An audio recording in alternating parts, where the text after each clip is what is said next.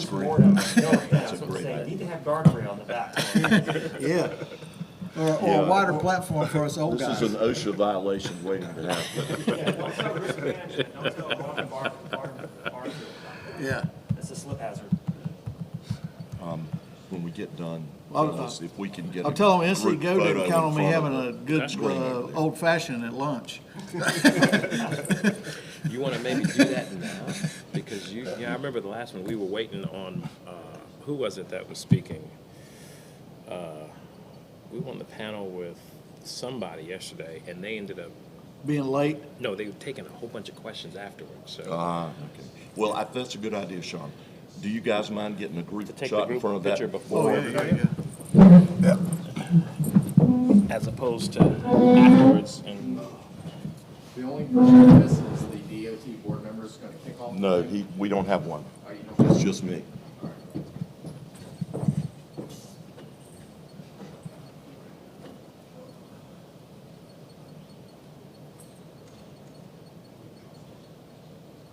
All right. All right.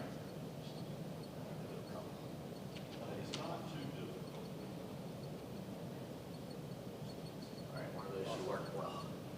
Tell them to run that through AI, make us look younger. Younger and thinner. AI has a sense of humor. I don't think the technology's that advanced. They're still working on it. Oh, man.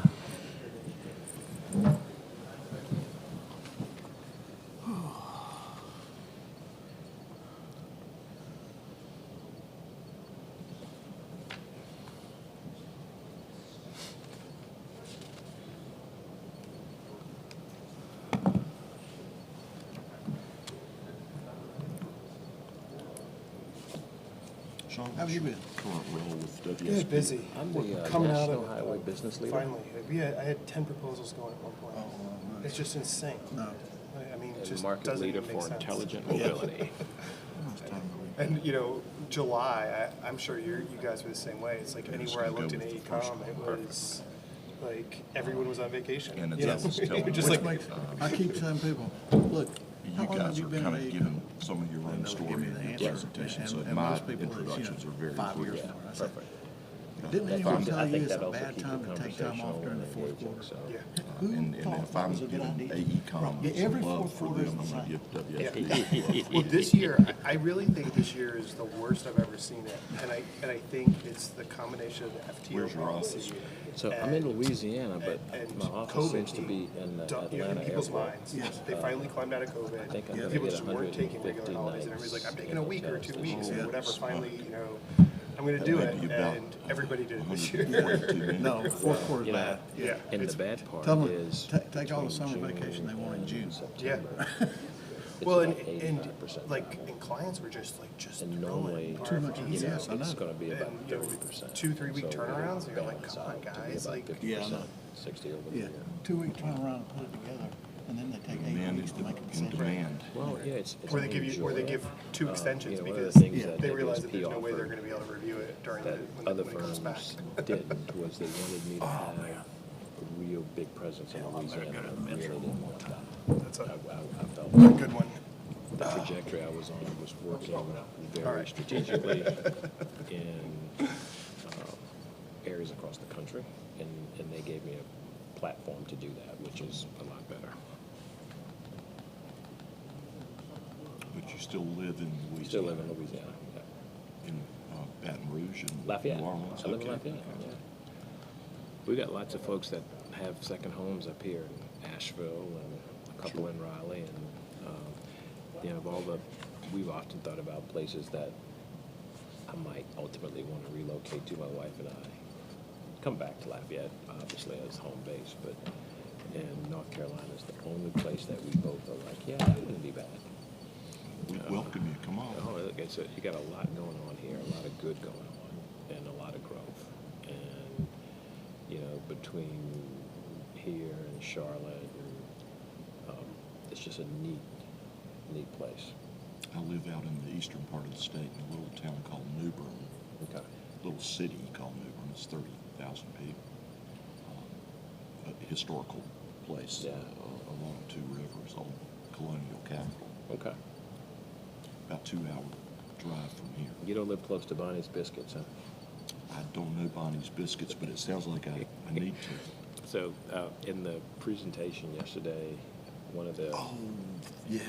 was it Bonnie's Biscuits? Yeah, it was something like that, up in the mountains. And then at the luncheon yesterday, somebody else mentioned it. And so I was sitting next to Tennyson, and he says, "Yep, I went to that place, and they're right." He says, "It's been validated if I've gone there and heard it twice here and once when he went out to that part of the country." Ordinarily, I'd question your judgment if you got that information from Nick, but I think with biscuits, you're okay.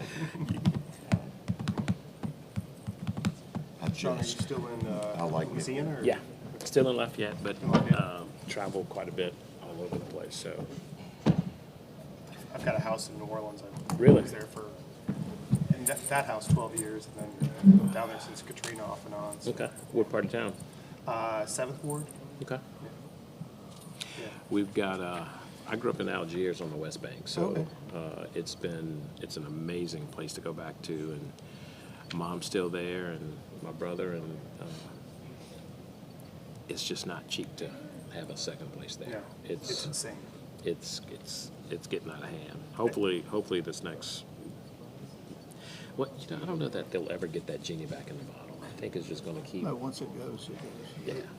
The insurance thing has just made it, like, Yeah. everything else you can kind of make sense of but taxes and insurance Yeah. have gotten, Flood insurance.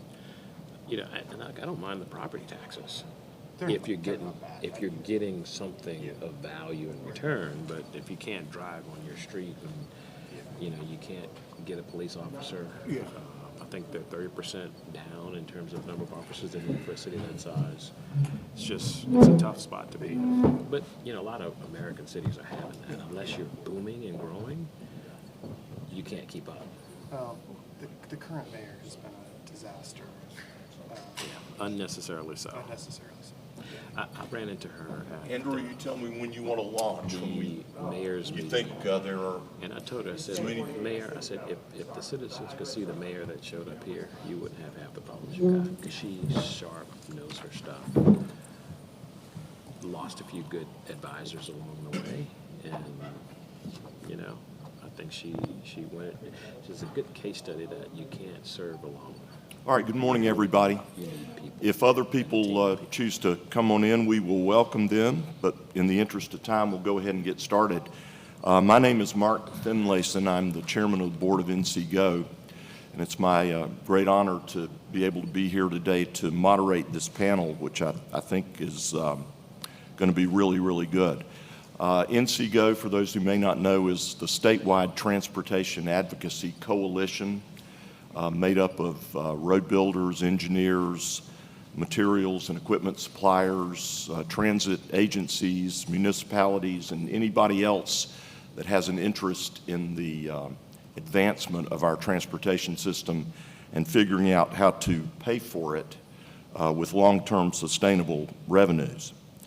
Appreciate NCDOT's partnership in this enterprise. We're happy to have been their partner with the summit since the outset.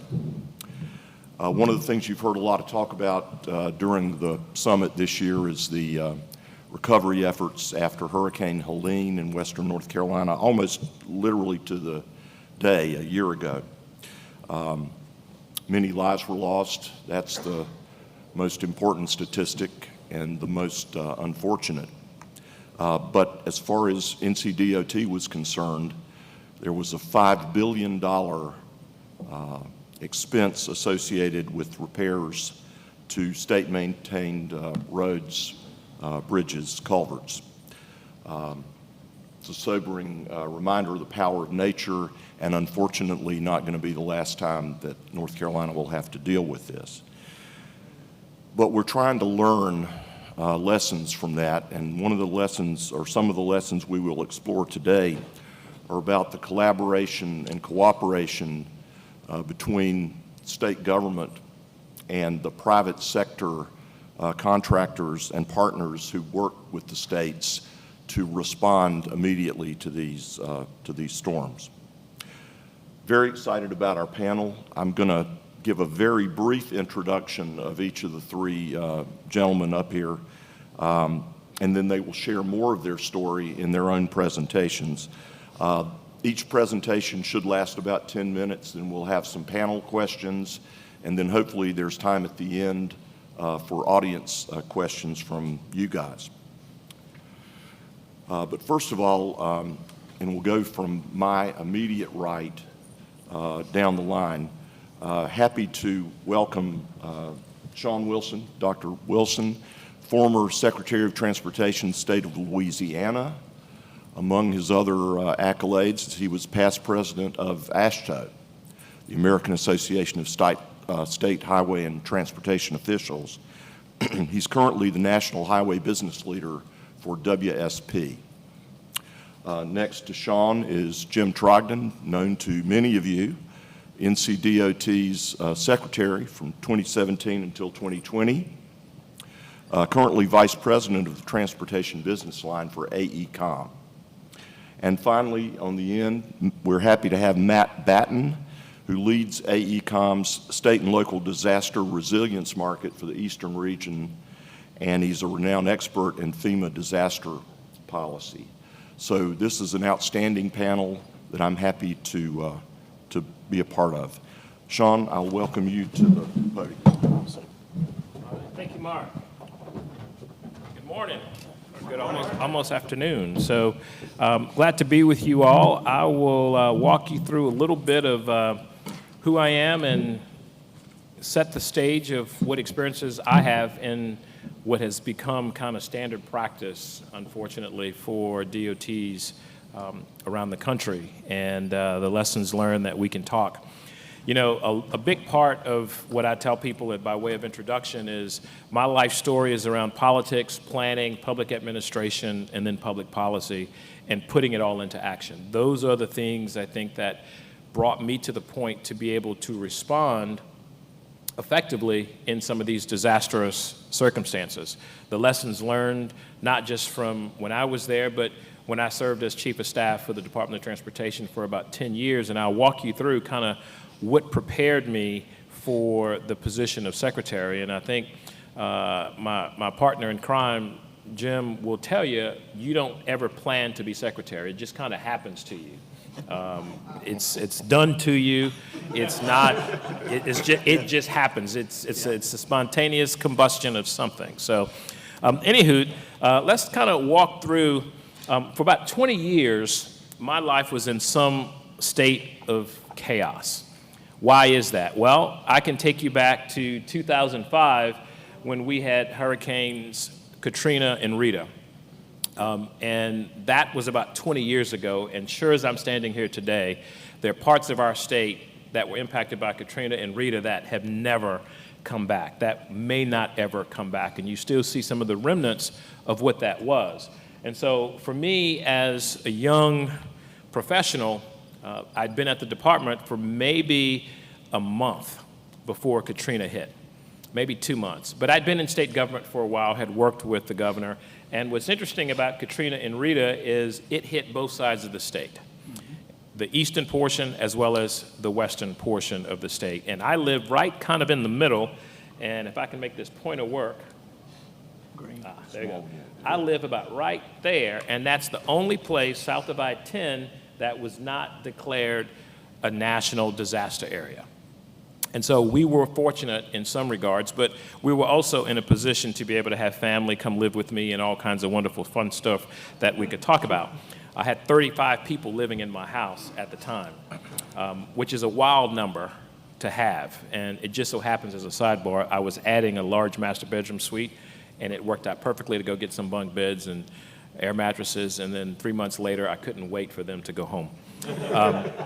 So my experience as pre-secretary prepared me to be secretary because we were focused on recovery, and everything that I walked into for the next 10 to 12 years was looked at through a lens of recovery. And so my comment to you is, after having gone through Helene, it's going to forever change the way organizations and entities respond and are prepared for disasters. And so we were focused on recovery. We worked with our federal partners. We watched the first of many inflection points in terms of the regular work that we do in the Department of Transportation, in terms of bids. When you look at the price of steel, when you look at the impact of workforce, it changed everything about what we were doing, not just in terms of recovery, but the daily routine work. We made critical decisions about the future of Louisiana. Where will transit systems go? Which neighborhoods will come back? Which school systems are going to survive? All of the institutions of government were brought to their knees, and you had a chance to do what took 100 to 200 years to develop. You had a chance and a responsibility to do it very, very quickly. And that was not necessarily fun to do. But the fun part was developing a systems of resilience. The idea of what we did at the department was to try and fix it so it would never break again that way. And that can be expensive, that can be time-consuming, it can be challenging because the public wants whatever they want right then and there, and they don't always understand the dynamics of what it takes to get there.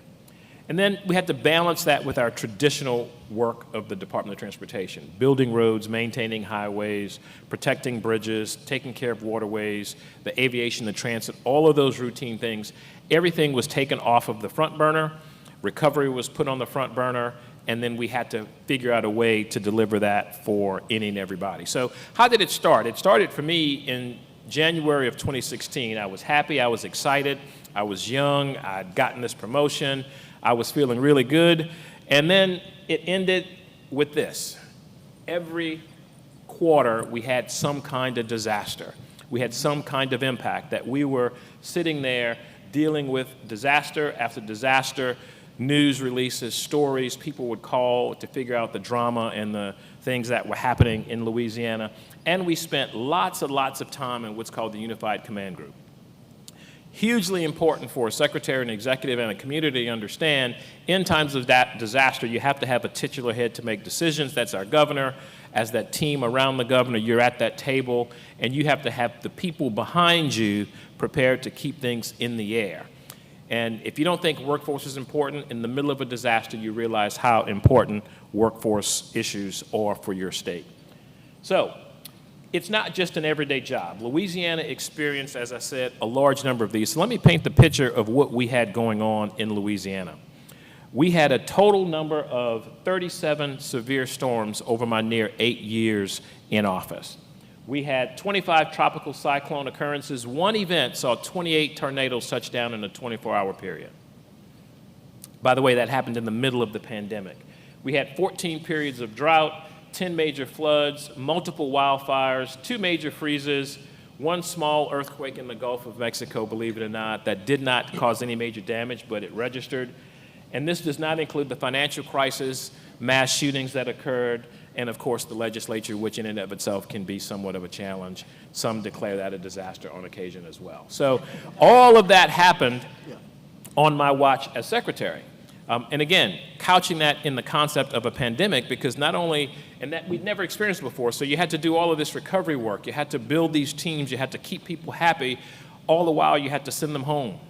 You were worried about whether or not they would live. And one of the interesting things is I made the news with Sean Payton because at the very beginning of the pandemic, Sean Payton and Sean Wilson both were flashed across television with the pandemic. And this is before we knew what it was. We both had gotten COVID right after Mardi Gras, and it was a tough road, but you still had responsibilities. And again, we had to lend itself to the department for the people to do that. So how did we move forward in all of those activities? Well, we grew an Office of Emergency Preparedness.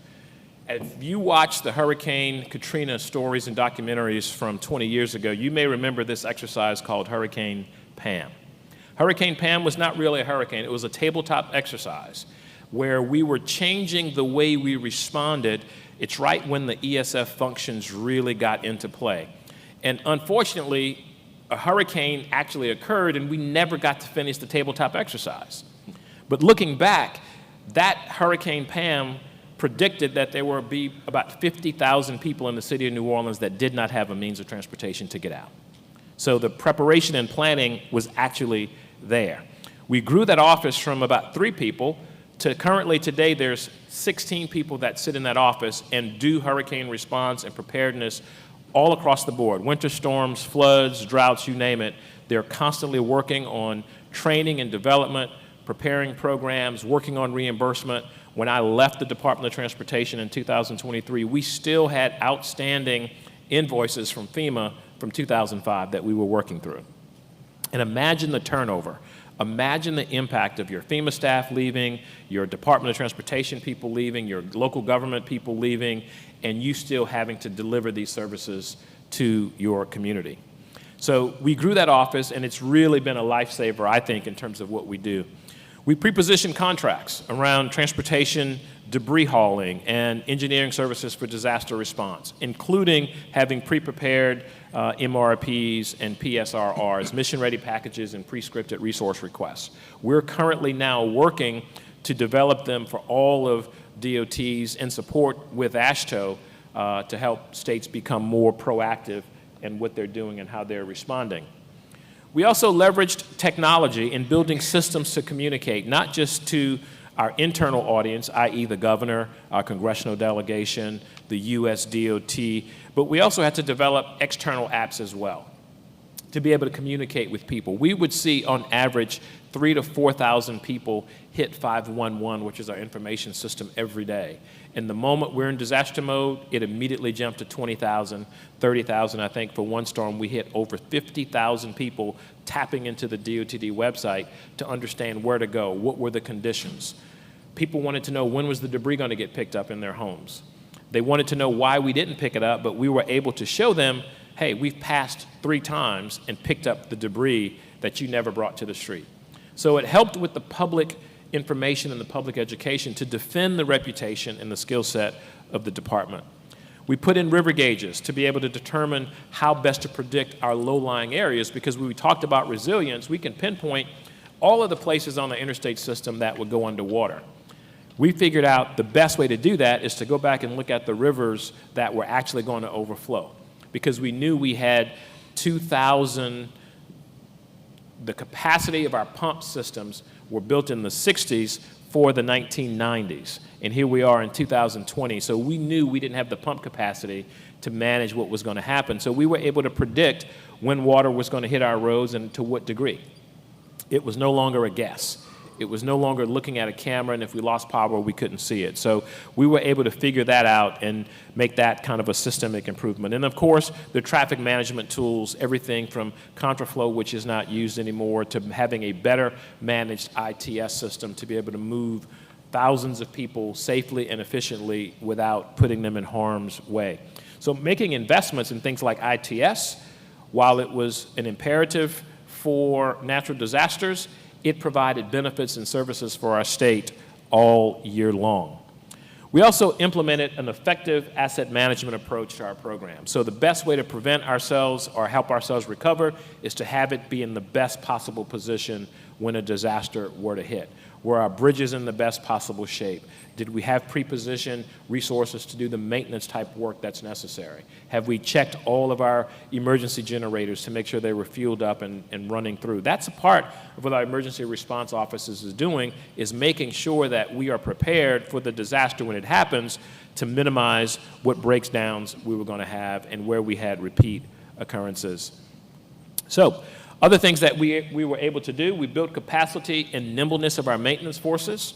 We learned from Tennessee. You heard in Hurricane Ida, Tennessee came down and demonstrated to us how they can travel in a wholly contained unit with trailers and equipment and fuel to be self-sufficient. So we were able to do that. And post-COVID, we were able to buy a number of the campers that we had to be able to house our people when we send them to Florida or to Tennessee or to North Carolina, wherever they may go. And so we are a lot more nimble as a maintenance staff to get things done. I have here, it's not a matter of if it's going to happen, when it's going to happen. And unfortunately, you've all experienced Helene, so you're better prepared to know what it could be the next time and how to be better prepared. So it's just a matter of when and not if. Last but not least, we built meaningful partnerships with our utility companies, local government leaders in this recovery effort. We were able to maintain those relationships in the delivery of our regular program. And so those collaborative relationships are absolutely essential. And then there are other transportation entities, whether it's transit, working with Amtrak, working with the airports to help stage evacuation, and just know what resources are at your disposal. National Guard is a huge, huge asset for states in terms of giving us muscle and having the capacity to do other things.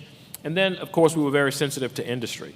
How are we going to adjust contracts? How are we going to give more time? How are we going to delay certain bids or delay certain starts so that teams and entities can be competitive, to know there's work when they come out of the recovery effort? The one thing we did not do, I think, was better manage what happens to our DBEs and small businesses, because some of those entities made so much money in recovery, they were no longer eligible for those programs when we went back into our regular form of work, and we had a hard time adjusting and getting some of them back on track. And then last is we had to triage responsibilities and manage expectations for good communications. Essential in terms of dealing with FEMA, with your congressional delegation, with the news media and other publics. We had to be strategic, and we had to be prepared for other non-essential critical activities to be put aside. Those things that were not going to save lives and make a difference today were things that we put on the absolute back burner. And then my last slide, looking back, I am most proud of the cumulative and consistent work of our department. We did this for 2,613 days, and you can see all of the millions of minutes and seconds that equated to. But our highway priority program was maintained. We still were able to deliver mega projects to the tune of over $2.5 billion. We won a number of federal grants, all of which were integrated with our recovery efforts. And so thinking about this from a comprehensive planning standpoint, if you know you have to rebuild a pump station or widen or elevate a road, to do everything you're going to do in the context of that recovery. So we were very effective at leveraging those dollars. We implemented innovations like the Innovative Procurement Office to do more P3s, to do more design builds, and construction manager at risk. We integrated technology in terms of our inspection, and we created partnerships. We found sustainable funding throughout this process. Our DBE success doubled over the years, and I realized I wasn't keeping up on this slide, but coming back to that, at the end of my term as secretary, we had 16.9% of our DBEs were not only meeting the goal, but exceeded their goal. And when I started, it was less than 7%. So in spite of this disastrous experience, businesses grew. Our primes made more money than they'd ever made in any window of time compared to what was done in that window, and that was a success because the profit that they earned was able to go back into the community to help pay for the people and the jobs that were creating the economic growth in our state. And then last but not least, ethics and values were honored along the way. It is so easy in the disaster or in conditions like what you went through to lose sight of some of those things. And then what stands out, we completed projects like the Golden Meadow project. It's a major elevation of a roadway leading to the Gulf of Mexico that supports about 20% of the oil that's produced off of the coast. And then we also did projects, that's the construction on LA1. And this is an interesting piece here. In the flood, you probably saw some areas where the state or entities got blamed for the conditions. In this situation, we had an interstate that was built in the 1960s. It was built 4 feet above base flood elevation. And because the community that developed around it decided, hey, we don't have to have retention ponds, we don't have to have detention ponds. They built up all of these beautiful malls with this impermeable pavement. And then when it flooded, even though they were in a wetland area, it was our fault because we built a wall. Well, legally, it was not our fault. But in reality, I had an obligation to not have that happen again. And so we were able to change the policy of our interstate barriers to ensure that we built barriers that had weep holes to be able to move water from the left to the right of the interstate. Not that we ever want to use our interstate for that, but for the public, they needed to see that. That's some of that strategic communication that we are being responsive to the needs of our citizens. So with that, that's kind of an overview of our experience in Louisiana, my experience in dealing with this. None of these things would have been possible without having a collaborative partnership relationship with local governments, with the private sector to make things happen, as well as with our national government partners. Regardless of the red or blue, the party affiliation, in times of disaster, people need services and help. And the best way to do that is to do it together and to ensure that their constituents, who are our constituents, are satisfied and met. So I look forward to some questions and discussion later in the presentation. Thanks, Sean. Well, you're up. I'm going to push you off. Good morning and welcome. NCGO asked to give us a little background on, what's our experience in storm response. So I'm going to keep mine fairly brief because I know every one of you out there from North Carolina are familiar with all of these events.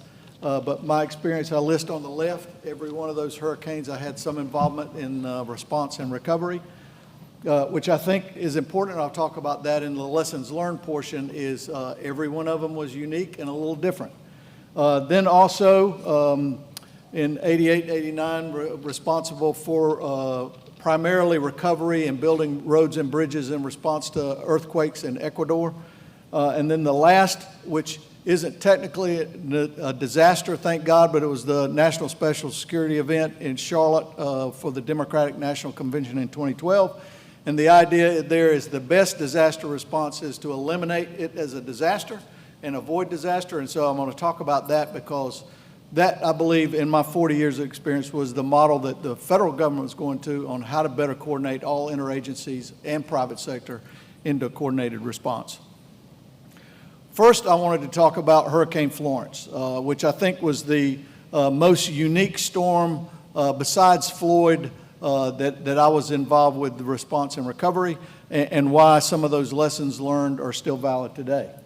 And this is just a map showing the 2,600 sites that were closed and damaged by Hurricane Florence, and what was critical in our response and what we did to help achieve a more rapid response. And there were two things, I think, because all of these 2,600 sites we opened in 6 weeks.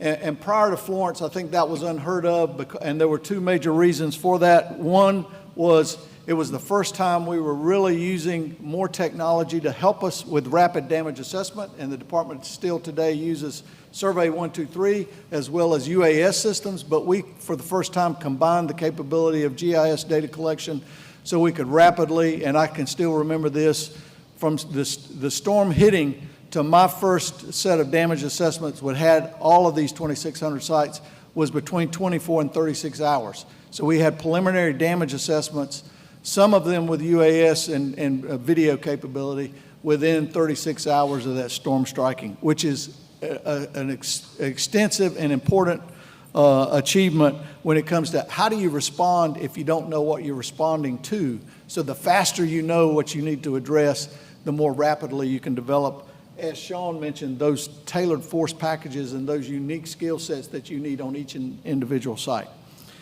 The second thing that Florence triggered was a policy change at NCDOT. Prior to Florence, our policy was we don't do temporary repairs, we try to do permanent repairs because we'll get higher reimbursement. That just became obvious that that's not a feasible option moving forward. And for the next reason that I'll talk about that made Florence unique, which is we've got to do, initial openings, and the department has done an excellent job in Helene in doing that. Get those routes open that are closed. 97% of the routes open within 6 months. You got to get those routes open to get the economy moving. If you remember back on that, I forgot to mention that slide that had all the hurricanes I worked on. I did include a shot of the Earth from satellite at night. Why is that important? It gave me two lessons learned the first time I saw that. One is, and let me go back to that one just a second. One is it definitely shows the power of democratic governments in the world. That's where all the lights are dense, okay? So why are we responding to these disasters, and why is it important we respond rapidly? We've got to get those lights back on so that the economies in all these locations keep thriving, keep moving. And this is a great example on the power of democracy and the reason why rapid storm response has to be imperative. So I jump back. For the first time, we had a storm that required us to make a call that we needed to bypass all non-North Carolina bound interstate traffic completely around North Carolina. So within about a 1 hour decision-making to 4 hours of execution, we were able to bypass all the interstate I-95, I-85, I-77 traffic that was through North Carolina, around from Virginia into Tennessee, South Carolina, and into Georgia. Why was that important? That was important because also for the first time in North Carolina, we had 2 counties simultaneously cut off from all land access with no abilities to provide any of the emergency support functions, not even basic air service in there because they had no power or the ability to land. So we could get a small amount of air service to provide critical supplies, but not near enough to support 2 counties' needs. Which led then to 2 counties cut off, Brunswick and New Hanover, no ability to resupply. We had never seen this, never had this occur in our experience in history, didn't have an SOP. So within 36 hours, we had to move to what do we do in this point in order to resupply Brunswick and New Hanover County. Fortunately, that flood condition for them only lasted 6 days, but within 36 hours, we had to plan on working with the Maritime Administration, which relocated the maritime vessel Cape Ray into Morehead City, and we were going to resupply everything from Duke Energy power trucks to food trucks to commercial fuel, food, medical supplies, all of that. And the Cape Ray, for example, can hold 1,000 tractor trailers. So imagine a parking deck on water. That's the kind of capability that you got to be ready to, how do I get this? How do I solve this problem? Because for the most part, DOTs would not be aware of this kind of capabilities. But fortunately, by the time we got it to Morehead City, the waters went down and we didn't need it. So first level, and I'm trying to keep this as what's the most important straightforward principles. What were my lessons learned from recovery? Every storm is different, and tailored responses for unique challenges are imperative. And so I think Sean gave a good example of what Louisiana is doing with the pre-subscribed response packages, and we call them in North Carolina on the emergency management side and the National Guard side, force packages. But how do you make sure you have the right stuff in the right place for the right projects? Because you cannot afford, as everyone knows in a lean, you can't afford to try to blanket with capabilities. You won't have enough housing, you won't have enough fuel, you won't have enough water. You'll build a mountain of systems just to resupply your own needs before you can even attempt to respond to the needs of the locals. So you gotta do a tailored response. You must conduct pre-event all hazards interagency exercises. And I'm not aware of many that do this very well. Everyone tries to do some of it, but in the future, it will be even more apparent why this is possible, because I think Helene is a really good example of the largest natural disaster that we have seen in North Carolina. We have not seen the largest man-made disaster in North Carolina yet. And those types of disasters will probably require more capabilities, more coordination, and more response from our private partners than we've seen in the history of all of our responses to date. Pre-event contracting agreements and relationships are the key to speed. I think every year we get better in North Carolina on how can we have more pre-event contracting and relationships and capabilities and scenario planning and tailored response plans, but there's still a long way to go on how we can get better in doing that and rely less on post-event contracting, which then takes much more time. So heavily rely on the contracts you already have, relationships you already have, capabilities that are local, but then how can we plan for those specific needs that we'll have and contract those ahead of time. And then my experience is coordination goes up exponentially. The needs to coordinate with other agencies, other levels of government, private sector, communities becomes even more extensive. I found liaison officers work much better than email, cell phone, which is usually dead in natural disasters, and how can you understand everyone else's challenges so you can better fulfill yours and support others simultaneously. And so A great example during Florence was for the first time we had LNOs with Duke Energy to make sure that we were actually assisting them while they were assisting us, because we tend to share some of the same right-of-ways at times. And then plan for a clear end state in mind. You know, it's one of the first things that, you know, every local government, every citizen wants to know is, when will X be repaired? So you've got to look at that whole scenario, like for Florence, our 2,600 sites, you know, okay, yes, we got all 26 open in 6 weeks. What's the repair schedule for every one of those for long-term repair on those that need long-term repair? And are we updating them on that schedule? And how are we committing to do that? Because that's where you maintain that confidence with those that we serve in our state, which are our citizens. And then the last, with 30 years of experience in all those storms, seeing it at every single level, I'm quoting the Joint Commanders Training Course at U.S. Northcom, all storms are political. Okay, so in a nice way of saying it, there's so many different needs, so many different expectations. Not only do you have to deal with the realities that you see, but you must deal with perceptions as well. And that's generally where a lot of the conflict comes from, is there's perceptions that this group may be served first and we're not served fast enough. You've got to work through and eliminate that perception, because clearly communicate why these priorities are these priorities, why you have to do it these ways, so that everyone understands when will their part be fixed, and what date will they see that kind of progress. Then I did want to mention my experience as the dual status commander for the DNC in Charlotte. A unique opportunity. You know, I'd served at that time, I think I'd served about 30 years in the military and through the National Guard, 10 years active duty, 20 plus years in the National Guard. And I think everything that I'd done, to include serving Iraq during the surge, prepared me for this. This was the most demanding mission that I'd ever had. I did want to show you the command structure, the simplified command structure for the dual status commander. That's the simplified version. In reality, the realities are not what's in the documents. The reality is you simultaneously work for the governor of North Carolina and the Secretary of Defense and the President through the U.S. Northcom commander. These are your bosses. And they each have unique perspectives and desires and expectations. And your job is to coordinate all the response stateside assets with all of DOD, anything federal asset you have access to through this command structure.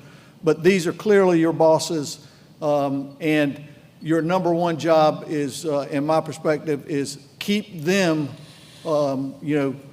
seeing the same expectations with the same schedules and completely out of conflict. And so my job was to keep them out of conflict, and both sides extremely happy with the results.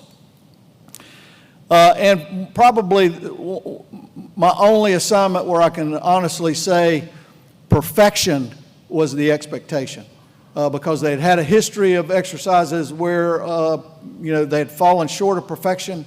And those were the type of embarrassments that this exercise, with the president being renominated for his second term, the expectation was this is going to be executed in perfection.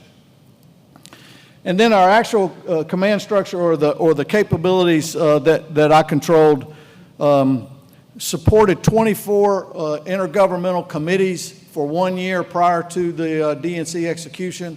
And those were interagency, intergovernmental committees covering an extensive number of stakeholders. And then our primary support was to the U.S. Secret Service, the FBI, the Charlotte Police Department, the Charlotte Fire, and all the other agencies of the Charlotte government executing and supporting the Democratic National Convention. The capabilities we brought were explosive detection and special dog teams, chemical, biological, and radio. So think about trying to cover every possible scenario in the scenario planning with resources that were close at hand. So from the easiest, we need support with civil disturbance, from protesters that may be misbehaving, all the way to the most terrible event you can imagine, that could occur, in the globe happening during the DNC in Charlotte. That's what we were prepared to respond to, and as I said earlier, with the expectation of perfection. Wonderful opportunity, lessons learned, which I think are also very applicable to general disaster response. The dual status commander was the center of gravity for all national capability. So any national capability that was needed to support this event, I could access through my position. It's interesting that this structure was first created in response to Sean's example of Katrina, where, in my memory, probably the first time that an event devastated almost all the capabilities. And when the federal government was asked to respond, they had never led or was never asked to lead an event before. And so they found that in order to do that, they needed to be much better coordinated than just having all the federal agencies supporting directly the state emergency management. So that's how this construct was invented. You must study all lessons learned. And in this case, we had plenty of those going back, with national security special events, decades, from G8 summits to national conventions to, leaders from foreign countries visiting. And a great example right now, you probably wouldn't know it, but there is a dual status commander supporting National Guard employment in D.C. right now. That's his role. How do I coordinate both state Guard assets plus any other federal assets to support the District of Columbia? Those lessons learned are critical, and I think that's one of the challenges that we have today at the DOT level is how do we even document our own lessons learned in some of these events, and then how do we access those from other states besides just opportunities like this at the summits where we can just touch on the surface, but what you really need is detailed analysis on what's happened.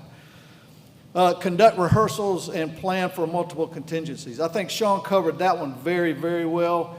Understand legal authorities, rules, and particularly in my case, with 2,000 soldiers deployed in and around Charlotte during the DNC, rules of use of force. That means when can they use their weapons? When are they allowed to use deadly force? So in one hand, I'm working for the governor and the Secretary of Defense. The other hand is perfection is the expectation. So I can assure you there were many times spent looking through scenarios on what Joe Snuffy Private may do in this environment and how I need to maintain the assurance that he's going to be making the right decision at 2 a.m. in the morning when no one else is around. And then ample resources exist, and this is nationally, ample resources exist. We must all know how to access them, just like using the Cape Ray. What happens in these scenarios when we come up with something? We can't organically source at the state level. FEMA's not giving us any ideas. The assets exist. We just got to know how to get them and how to employ them and how to request them appropriately and with a rapid response. And then I'll finalize again by on the military side. Still, all storms and disasters are political. So you must be aware of those in order to see success. And so now I'll turn it over to Matt.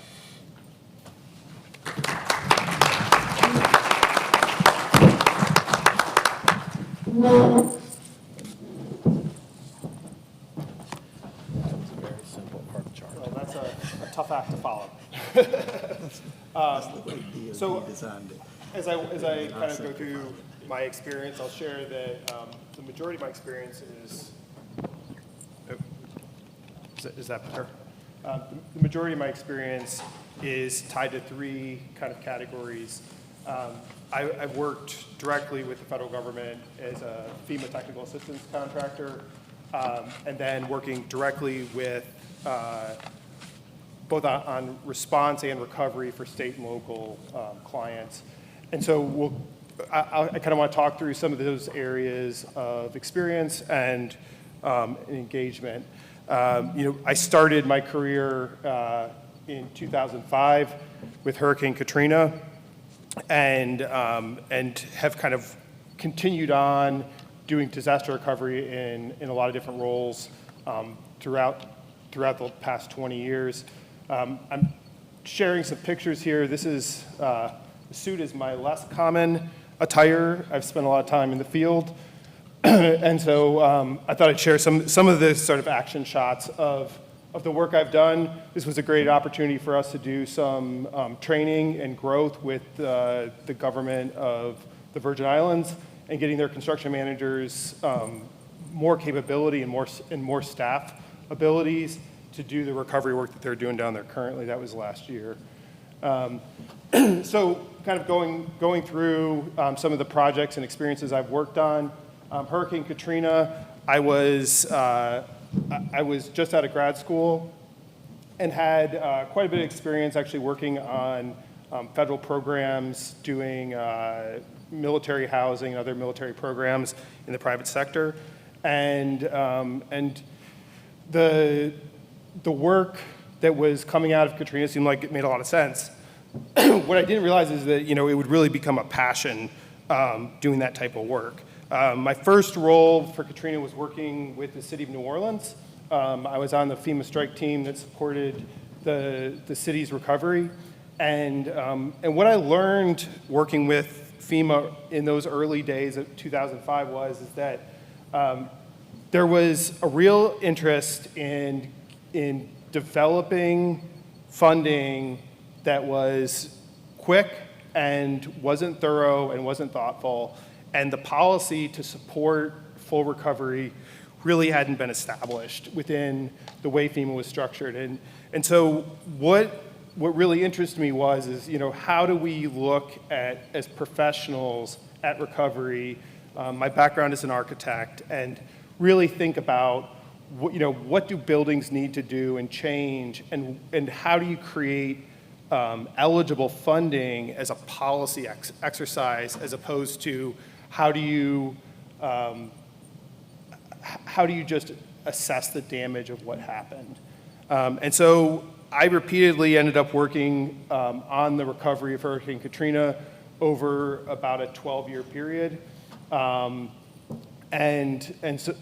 served in different roles, which included I was the manager for all of Central and Northern parishes in Louisiana, for both all of the schools programs as well as all of the geographic areas, which would include all of the parish and local governments.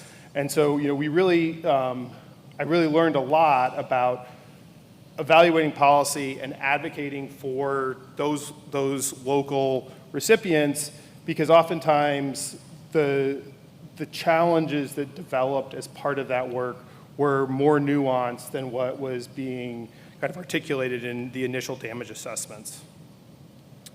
Kind of moving on, I've supported Hurricane or Superstorm Sandy recovery, and then also the Louisiana Great Floods. I spent several years working on the recovery for the Great Floods back in Louisiana, Hurricanes Irma and Maria in the Virgin Islands. And then COVID happened, and really I shifted from a role that was heavily recovery-based to a response-based, and was involved in the delivery of 3 COVID hospitals through the state of Rhode Island. And AECOM was actually part of supporting 5 hospital missions. And the Rhode Island project was interesting because it was the only state-managed program. Everything else was done through USAID. So it was a little bit of a different structure, and we were really focused on eligibility and how FEMA would reimburse those funds. And so it really came back to that program policy approach to making sure that that the program was set up in an eligible and compliant way so that the state would get reimbursed fully for the work that we were doing. Post or coming out of the immediate COVID response, there was ARPA funding that was available, and I was a program manager for ARPA funds for the city of Detroit. It was about $826 million there, and that was another set of interesting challenges.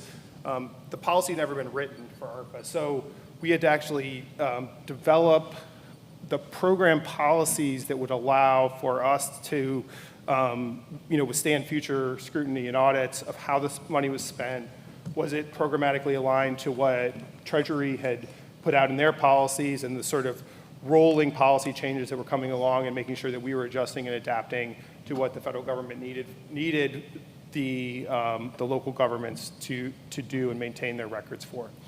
And then Hurricane Ian, I was part of AECOM's leadership team for disaster recovery and deployed to Fort Myers for Hurricane Ian and supported our programs down there and acted as a program manager for our schools recovery program.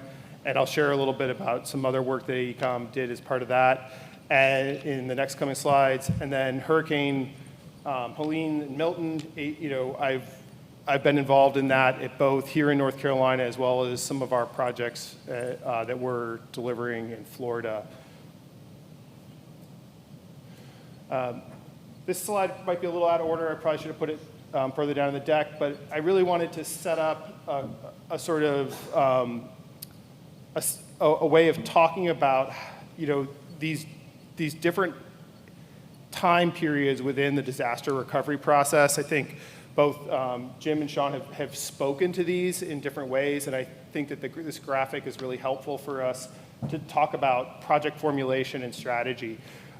So much of what makes recovery work is how we formulate the projects, how we time temporary work and permanent work, and understanding the funding that ties itself to those different areas and categories of work. And successful recovery really is driven by being able to assess and evaluate when different funds are available and how to braid and blend those funds throughout the recovery process to really maximize available funding and to maximize the limited resources that are available to communities as they recover. So as kind of an additional introduction, to myself, I thought, what motivates me is, and what has kept me going for 20 years in this business is really building community resilience or helping communities rebuild and collaborating with those communities. And I think, we really have to think about the most vulnerable populations when we're doing recovery, because it's so easy to forget how much harder it is for different groups and different communities to recover. And they can be really broad and really diverse groups of people, but they are all impacted different ways. And if we're not thinking holistically about the community, it's really challenging for us to say that we've done our job. And then I kind of took a little bit of a different approach here, and I kind of walked through a single project. And I think that this is a telling and important project, kind of going back to thinking about communities and recovery. So AECOM supported the Hurricane Ian recovery for Sanibel and Pine Island causeways as part of a pre-existing contract with FDOT. And so we had a construction engineering inspection contract that we were asked to engage with the recovery. For those who don't recall, it was a Category 4 storm that hit Southwest Florida, Fort Myers area, and created just complete devastation to the barrier islands, and created complete disconnects for 2 of the islands where there was no traffic to those islands.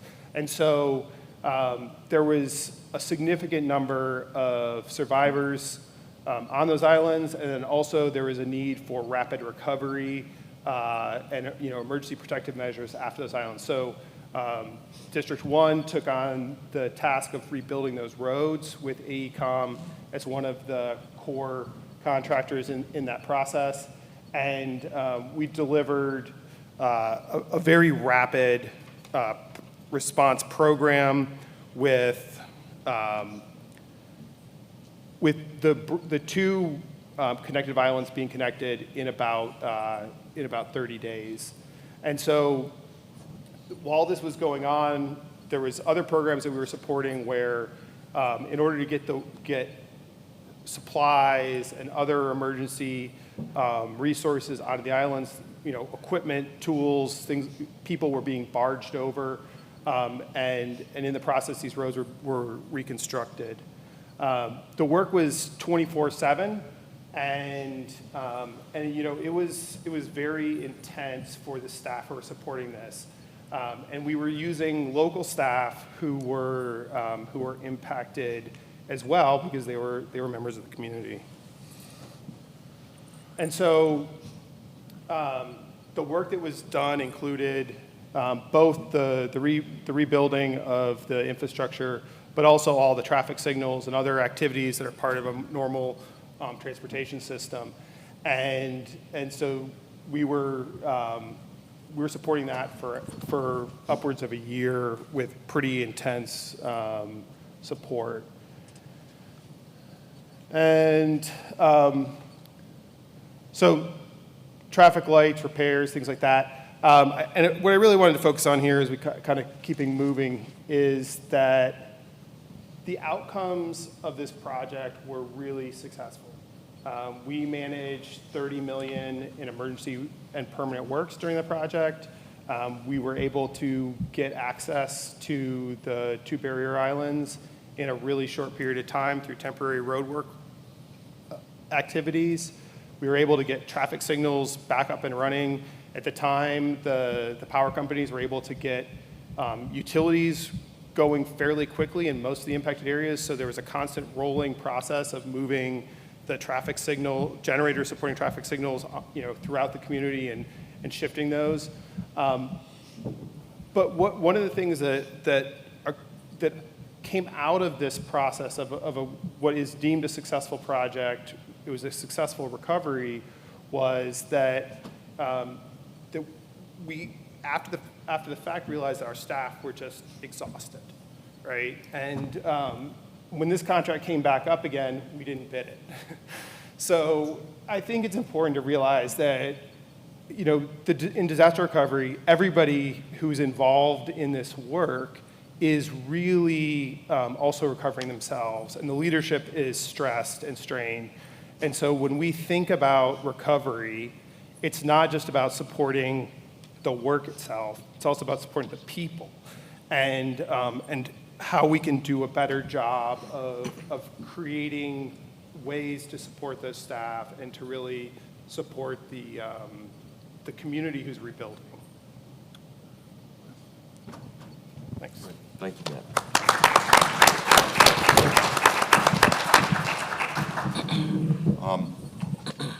I'm going to pose a question or maybe two to the panel and let them weigh in, but then we hope we'll have a minute or two for questions from you guys.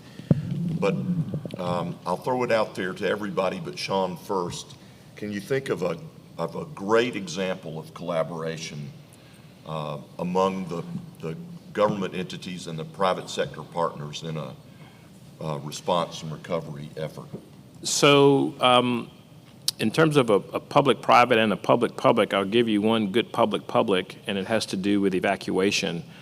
We have what's called Task Force Bus, which originated during Katrina to use school buses to augment evacuation pre-storm. And it's a good and bad story because the majority of the school buses in Louisiana are owned by school systems.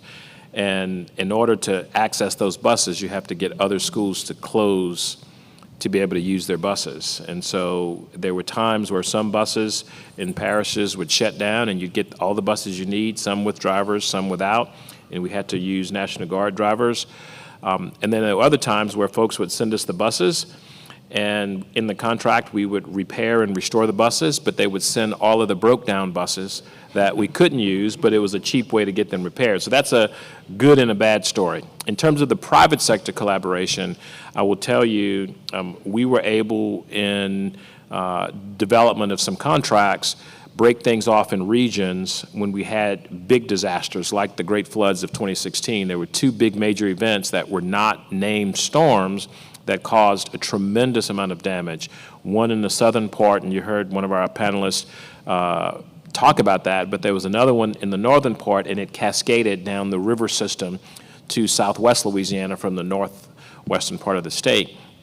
And so in that recovery effort, we were able to do a host of contracts with local firms to be able to do two things. One, minimize the mobilization and the disruption to the existing contracting system that we had as a state, but more importantly, we were able to put people to work in jobs that needed it the most to be able to produce some revenue and income for those folks and families who were in those communities. So that partnership, I think, was a good example of working with the private sector to put them to work, get people paid, but also to do some public good where we know we needed it the most. And I think one of the last slides that my co-panelists talked about was the impact on the people that are doing the work. In the Great Flood of 2016, in Baton Rouge, where our headquarters were, the majority of the people in that building had personal damage to their homes because they were living in those homes along the interstate that flooded. And so these are the folks that support all of the district operations, and it was very close to being a breakdown of man and woman power because they were already stretched to the ends with their own personal lives and conditions. And so that's another reason why that collaboration at the local level allowed us to do these mass contracts at the district level. They were capped in terms of the size and scale. We had some emergency declaration to increase that a little bit from what the districts were allowed to do, but it made it a lot easier to get things done, and it made it easier on our staff as well.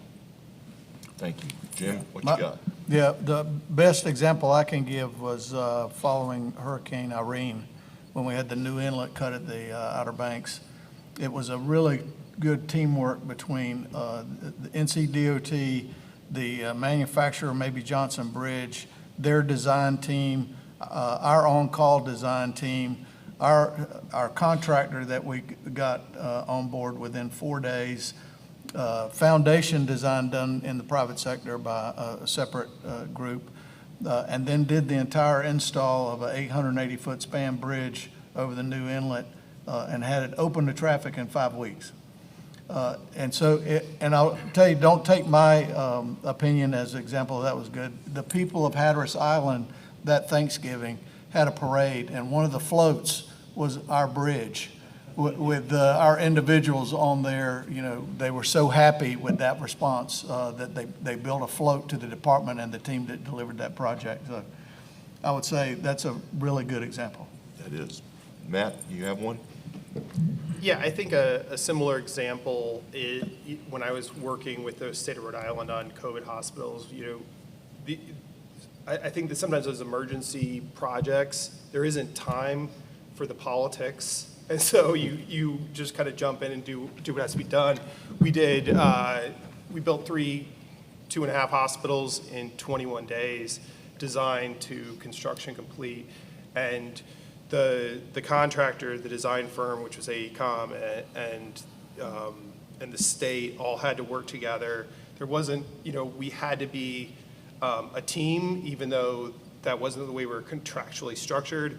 We just had to get the job done. And I think that when you can create a common purpose and a common demand for something, in a disaster setting, you really get a group of people who understand that collaboration. Outstanding. Thank you very much. I want to throw it out to you guys because I feel like there are going to be some questions from y'all. Andrew will come around with a microphone so we can hear what you have to ask. We've got. Look at the hands going. Yep. Okay. I saw the gentleman here in the blue blazer about. Yeah. All right. I had a couple comments. One of them is appreciate all the presentations, and Jim, I appreciate yours. I go back to Hurricane Fran. Yeah. I was county engineer in Johnston County for DOT, and one of the things is we're talking about the state level and the national level, but down on the local level, what's so important there is FEMA used to, I don't know if they still do, but FEMA has a class that locals can go to. The emergency management directors in each county can actually get a grant, carry their people up there. Everybody that goes within a year, they have a disaster. They said it's unbelievable. Everybody that goes. So stop going. So you're the one, you're the outliers. But what you do is you bring, I was the county engineer, so we have highway patrol, the chief of police, mayors, county commissioners, EMS, everybody that needs to be there. So when you have that disaster, they're already familiar with each other and working together. So we had that command center at the courthouse every week working through, and it ran seamlessly. It was amazing how well it ran. But if we had not gone to that, we'd all been disjointed. And then, like I said, it just made it run really smooth. So it gets down to that local level as well. And the one last comment is, as the running the Agri Association for North Carolina, is working with our guys in Hurricane Helene, it is really easy to overload the resources in an area. Yes. Because our guys were overloaded because they were trying to supply rock to get the roads back open, working 24/7 for about 2 months solid. Then it gets to be a safety issue with us and with DOT and them coming in. But it's real easy to forget about overloading that system inside that affected area and not trying to look outside. And you're trying to put out the fires, but trying to look outside to bring some resources in. Thanks.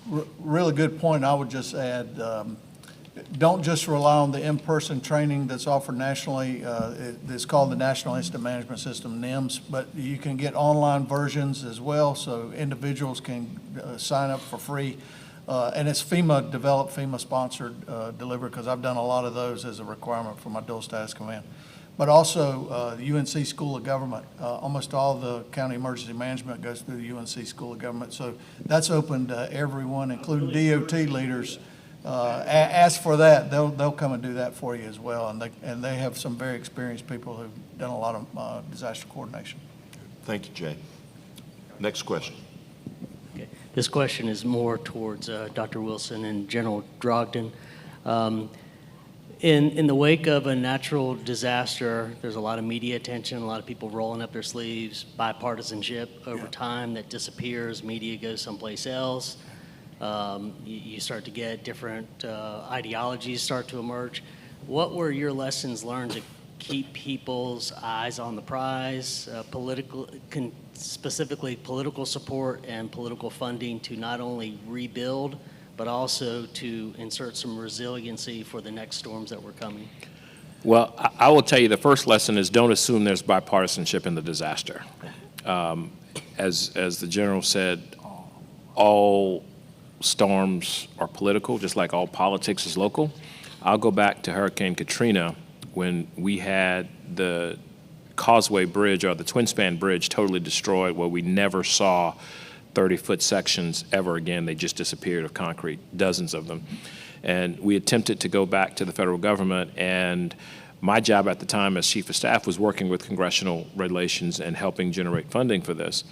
And we sat in several offices, and we had to fight tooth and nail to not go back and rebuild the same level bridge that was 2 lanes with substandard shoulders at a low level. That's what they wanted to reimburse us to do. And all the while, we acted on faith and started designing what we knew we needed, and eventually we got there to build a higher bridge that was 3 lanes, as it should have always been, with standardized shoulders in both directions. And I think what made the difference in a disaster is pictures are worth 1,000 words.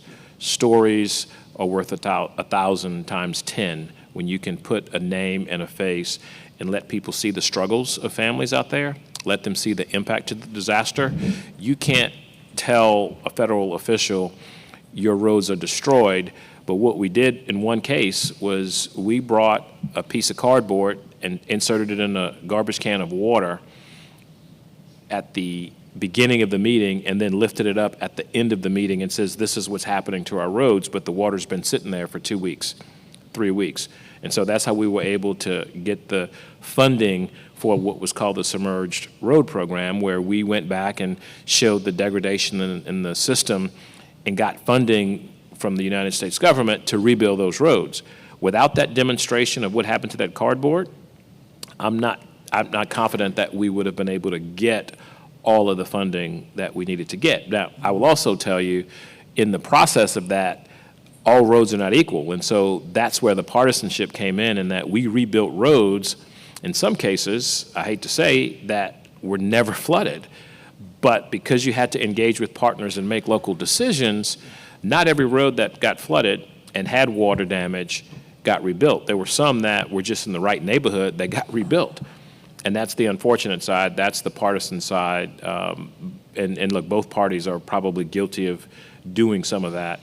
And that's the travesty in those disasters. I would just add some simple principles. You can't give different people different answers. So you've got to find this, what do you believe truth is? What is the right strategy?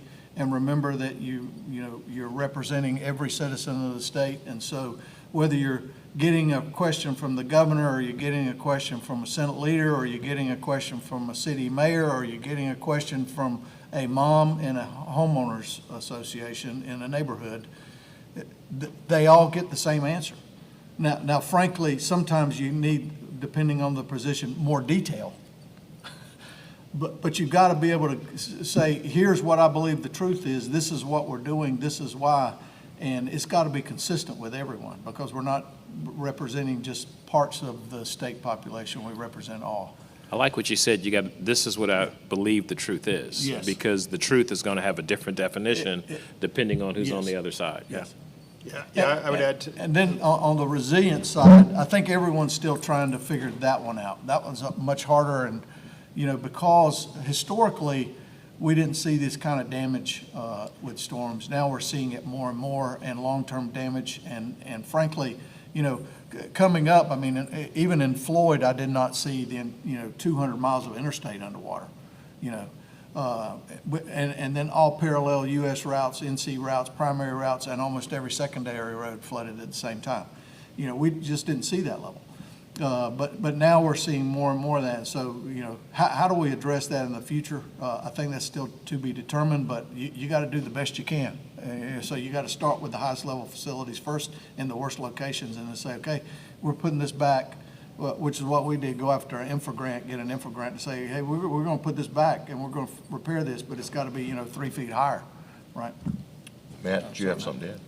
yeah, and I would add, I think that so often the things that become political there's a lot of misunderstanding around them. So sometimes it's finding a way to talk about the truth, and then also change the conversation to, benefit cost, especially when it comes to resiliency. What is the actual cost of this versus long-term, like not doing anything, and really being able to speak to different stakeholders around those facts rather than getting embroiled in the sort of minutia of the politics of it.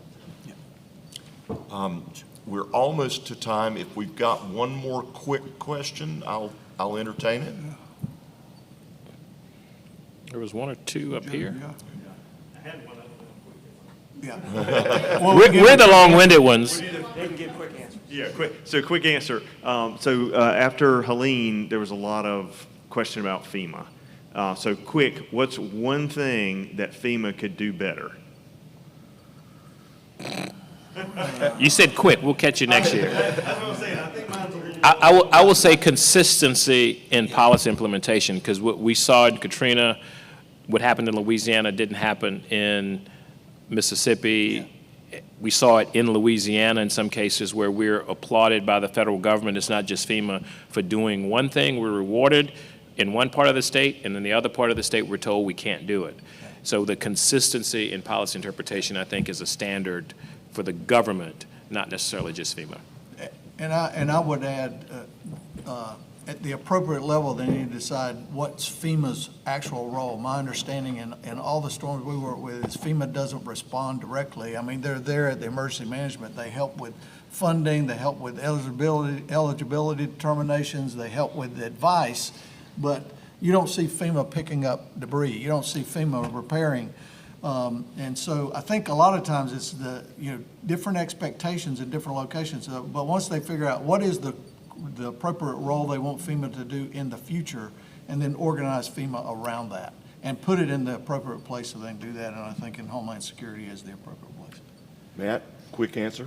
Yeah, I would say it's, understanding what their role is, but also how they engage with the technical feasibility of things. When we're talking about actual recovery rate, I mean, the response side is one thing, but when we're actually talking about rebuilding, you have people empowered to make decisions who have no technical capability, and that's become more and more the case within the FEMA Public Assistance Program. So they're countermanding state leadership and private sector technical experts because they don't think something should be a certain way, and it slows down the funding process. You can overcome that, absolutely, but it takes a lot longer because of you're not transferring that decision-making power to the people who are responsible for those assets. And the reimbursement process is extremely slow, if not painfully slow. Thanks very much. You guys have been a great audience. Please give our panelists another round of applause. Have a great lunch. Enjoy this afternoon's general session. I think it's going to be a really good one, and thanks for being here and participating with us. Yeah, I got a 1:30. I'm going to lunch. Yeah, I'm gonna go to lunch, but then I gotta get on a plane at 2:30. Thank you. Yeah. No. Yes,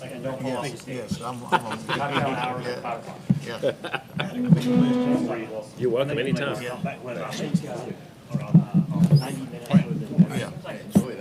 Wood debris or flooding?